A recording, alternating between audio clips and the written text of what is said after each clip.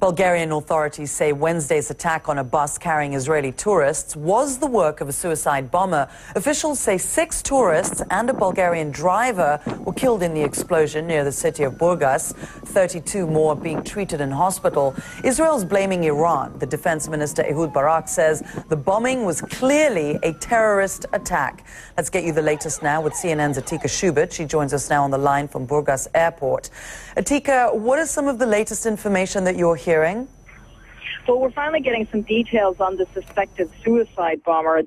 Bulgaria's interior minister came out, addressed the press briefly, and he said that, in fact, the interior minister has put a photograph of the suspected suicide bomber on their website.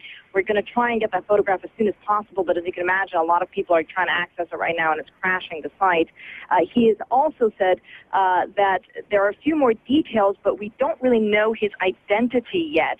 We do know that he was male and that he apparently was carrying a U.S. driver's license from Michigan State. That driver's license now appears to be fake.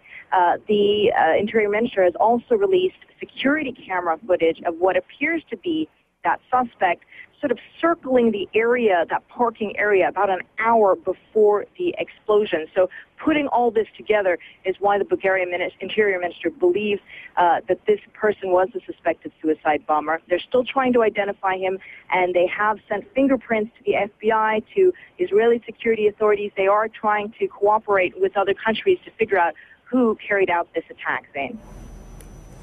So how else is the investigation going to proceed? Well, at the moment, I'm standing in front of the airport. We're not actually allowed closer to the scene precisely because forensics teams are still combing through the area. One of the things clearly that they'll be looking at is what kinds of explosives were used, exactly how it was detonated. These will be key to figuring out who might be behind an attack like this.